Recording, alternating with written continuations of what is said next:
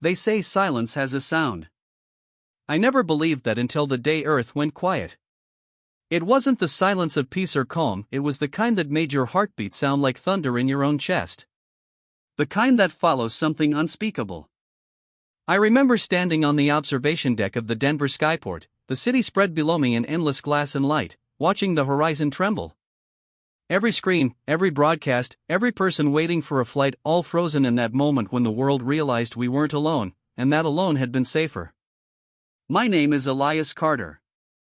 I was a systems analyst for the North American Defense Grid, one of the few who actually knew what was hiding in the classified layers of Earth's orbital sensors. We'd been tracking anomalies for weeks. Objects that didn't reflect sunlight, that bent gravity like it was fabric. Command said they were inert asteroids. We knew better. At 8:12 Universal Time Coordinated, the first contact burned through the atmosphere over the Pacific. Not a crash, an arrival. Every satellite went dark for 6 seconds, then came back online with distorted feeds.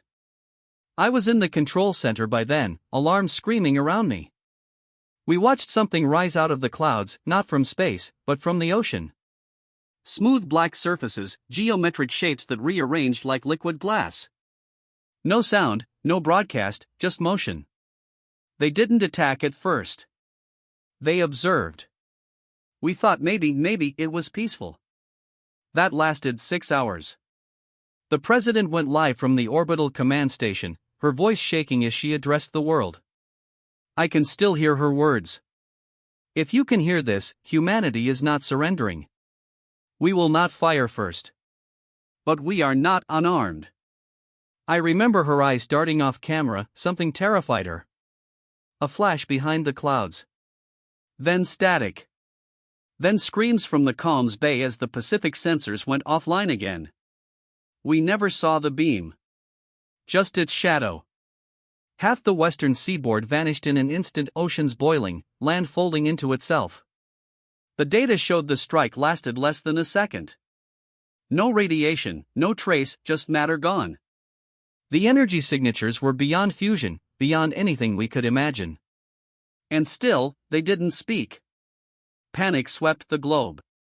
Governments fractured, networks failed, and every nation fired at once, nukes, lasers, kinetic rail shells, everything we had. I was in the subterranean grid bunker, watching the Earth light up like a dying star. None of our weapons hit. Every projectile stopped midair, twisted, and dropped into the ocean like pebbles. That's when the message appeared. It wasn't on a channel. It was in our heads. A voice, if you could call it that, emotionless, metallic, yet vast. It said only 4 words. Attack again in face. No one knew what it meant. Some thought it was unfinished, a broken translation. Others believed it was a warning or a dare. For 2 days, the world held its breath. Every government argued about what to do next. The United North Alliance wanted negotiation. The Eurasian Command demanded retaliation. Meanwhile, millions prayed, others rioted, and some like me just watched the sky and waited for an answer. On the 3rd day, we received something unexpected. A signal. Human in origin, coming from deep space, from the other side of Mars. It carried an encoded distress beacon, a voice transmission. The voice was Dr. Naomi Hale, chief astrophysicist of the Kepler Deep Observatory. She'd vanished months earlier after warning the UN that something was using Jupiter's magnetic field as a lens. Her last transmission chilled me to my bones. They're not coming for us. They're running from something else. By the time we decoded her signal, the alien fleet was already moving again, not toward us, but toward the sun. The energy readings spiked off the charts. They weren't attacking. They were harnessing it. The sun's corona dimmed, just for a heartbeat. Global night. Birds fell from the sky. Power grids failed. The ocean seemed to breathe, as if pulled by an invisible tide. Then, silence again. And in that silence, I understood. We weren't part of a war, we were in its path. Someone, something, had forced these beings here. And they were terrified enough to burn a planet just to survive. I remember walking outside the bunker that night. The sky wasn't black anymore. It was red, like molten glass stretching across the stars. And above it all, three colossal shapes, not ships, but living architecture, drifting in formation toward the upper atmosphere. Naomi Hale's second message came through the next morning, intercepted from a lunar relay station. Her voice cracked, frantic, almost whispering. "Elias, if you can hear this, listen to me. The warning wasn't for us. It was for them. Earth is about to become the weapon." Then static. Every sensor around the planet spiked. Heat signatures from the planet's core, impossible readings, like something was awakening inside the mantle. The alien ships turned upward, retreating. Whatever they had done, it triggered something deep below us. The ocean currents reversed. Gravity fluctuated. Birds, dust, even clouds drifted upward for a fraction of a second. And from the cracks of the Earth's crust, golden light bled like veins igniting. I didn't need an order. I ran. Everyone did. Behind me, I saw the world's surface split open like glass fracturing under pressure. The voice returned, louder, clearer, echoing through every mind across the planet. The galaxy will witness. And then, nothing. Just the endless rising hum of something older than our species waking up beneath our feet. That was the last moment before the world as we knew it ended, and the beginning of something far greater, far deadlier. Because that was when Earth spoke back. The light beneath the ground didn't fade, it grew. At first, I thought I was watching magma break through the crust, but it wasn't heat. It was energy. Structured, pulsing in rhythmic intervals, as though the planet had a heartbeat. The cracks across continents formed glowing lines, connecting oceans, cities, mountains, like a vast network coming alive after centuries of dormancy. I was 50 miles east of Denver by then, driving blind across an abandoned highway. The sky had turned from red to gold, and the horizon shimmered like a mirror. Static flooded every frequency. GPS was useless. The air itself hummed. I wasn't alone. Convoys of survivors, military transports, civilians all fleeing inland, though none of us knew from what or to where. Then I heard Naomi Hale's voice again. It wasn't over a radio this time. It came through the hum of the air, faint, layered, distorted. Like her words were stitched into the fabric of the sound itself. "Elias, the signal's everywhere now. It's not alien tech. It's planetary. The core is conscious." I slammed on the brakes. Conscious? Every instinct told me to dismiss it, but deep down, I already knew it was true. For years, unexplained seismic patterns hinted that the planet's magnetic field carried organized resonance pulses too precise to be natural. Naomi had once proposed that Earth's biosphere was part of a single neural network, what she called Gaia circuit theory. She'd been silenced for it. But now, the planet was proving her right. I reached a military blockade near Cheyenne. Soldiers waved us through with pale faces, no orders, no direction. Beyond them, I saw what fear looked like when it ran out of words. The mountains glowed from within, their slopes carved by flowing veins of golden light. Drones overhead spun out of control, crushed midair by invisible pressure. The aliens, the ones who had brought this upon us, were no longer advancing. Their vessels floated motionless above the upper atmosphere, like moths circling a dying flame. And then, for the first time, they spoke again. This time it wasn't in our minds. It was visible, projected across the sky in glyphs of pure light. Naomi, wherever she was, translated the first symbols before her signal went silent again. Containment failed. Planet hostile. Witness event threshold. Planet hostile. The words sank into me like ice. The realization was unbearable. They hadn't come to destroy us, they'd come to stop something inside Earth from awakening. Something ancient. Something even they feared. That night, the first event threshold occurred. It started with gravity bending. Cars lifted off the ground. Oceans swelled upward into perfect vertical walls before collapsing again.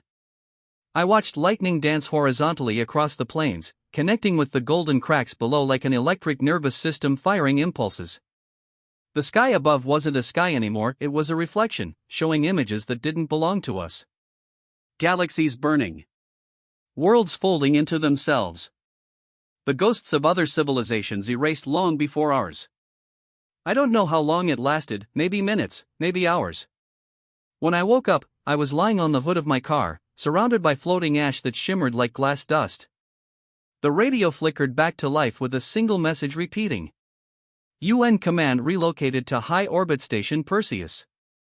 Survivors proceed to launch zones. This is not an extinction, it's a transition. A transition? Into what? I drove north, following the last coordinates transmitted.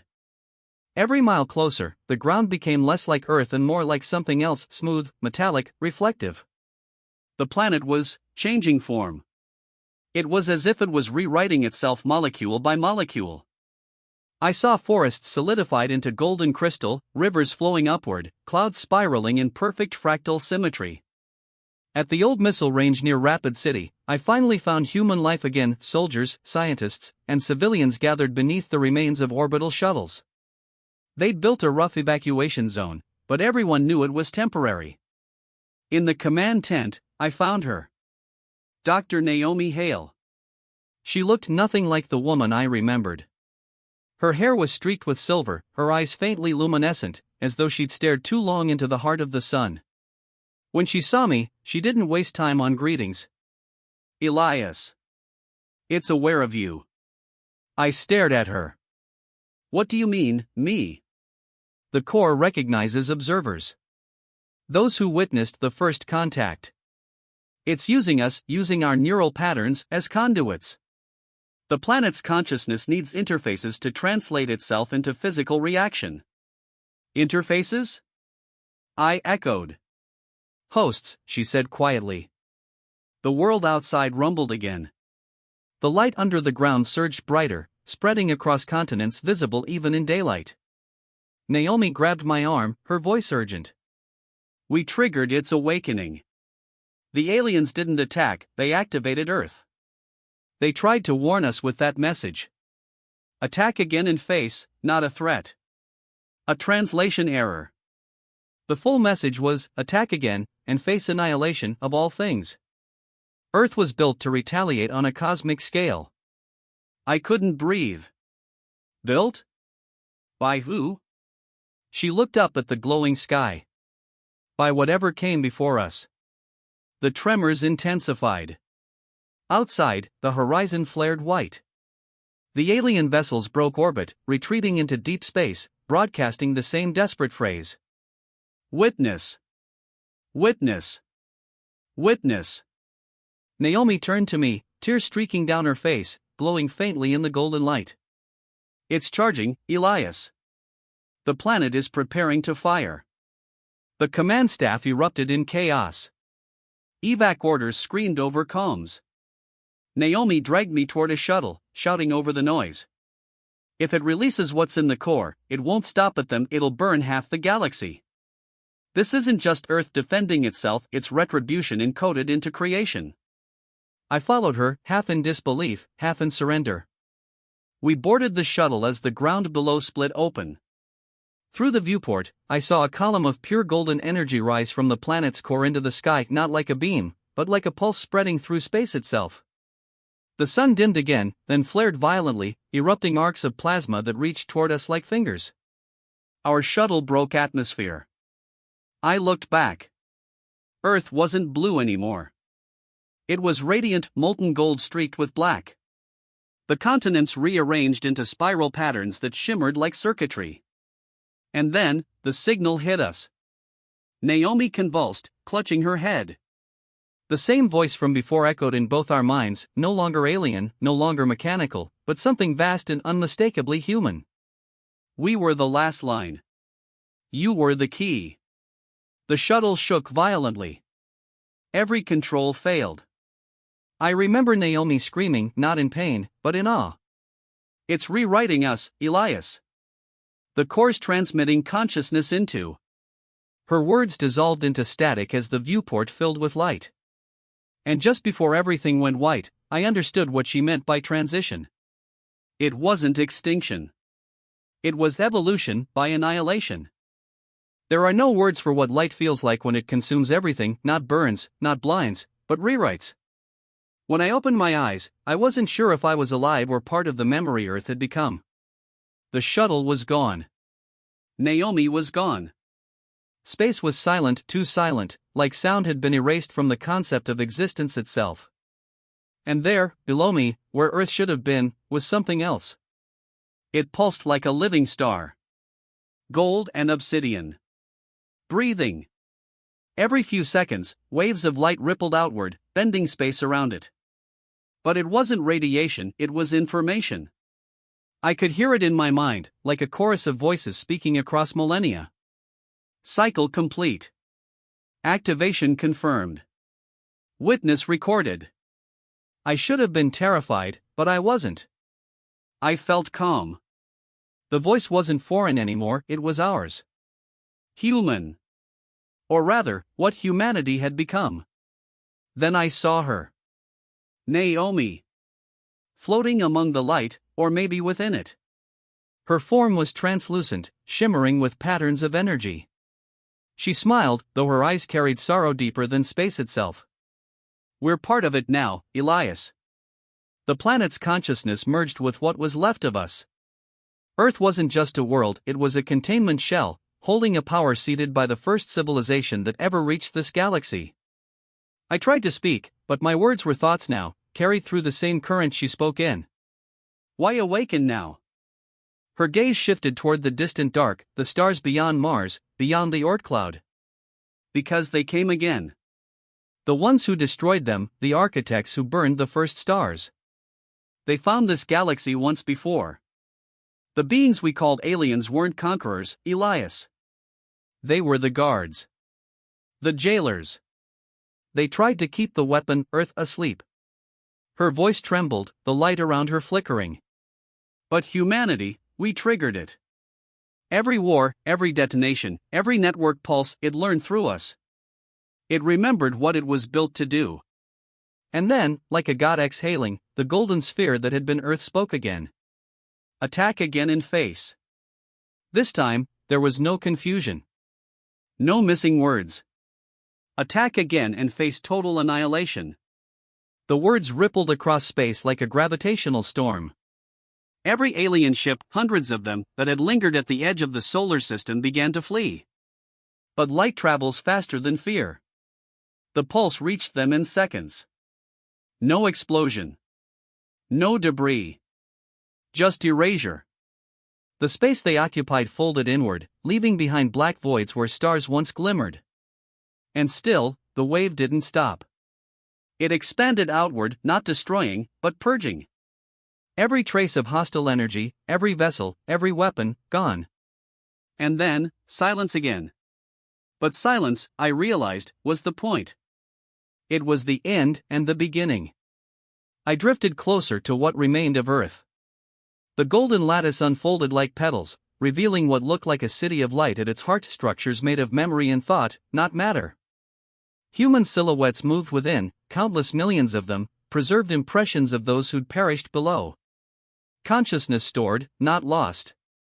Naomi's voice resonated through me once more. It didn't destroy us, Elias. It saved us. The human pattern is encoded into the signal now, carried in every wavelength, every photon. Wherever the light reaches, so do we. I looked toward the stars. Then what happens now? She smiled faintly. Now the galaxy learns. The warning has been sent. The next who dares will know what happens when creation fights back. I felt myself dissolving, not dying, transforming. My atoms unwound into energy, merging with the field that was once the biosphere. In that instant, I saw everything, the rise of humanity, the wars, the dreams, the fear, all pieces of a single equation that led to this moment. Earth had never been a cradle. It was a fuse. And we were the spark. The pulse spread farther, through the heliosphere, brushing the edge of Alpha Centauri, leaving a wake of silence in its path. The aliens who had fled sent transmissions into the void, warnings etched in languages that would echo for eons. Do not approach the golden world. It remembers. The galaxy watched, and for the first time in its long, violent history, it hesitated. Civilizations across hundreds of systems went dark, choosing silence over discovery. They understood the message. Because Earth had become more than a planet. It was judgment. A sentient relic guarding the scar of creation. The last thing I remember, before I became part of it entirely, was looking into the heart of that radiant sphere and seeing a reflection. My reflection. Humanity's reflection. Billions of voices, one thought. We warned them. And then, across the dark ocean of space, the final wave carried the last words of our species, our legacy, our law, our vengeance. Earth's final warning: attack again and face. The galaxy witnessed pure annihilation. The stars dimmed. The universe listened. And for the first time since creation, it obeyed.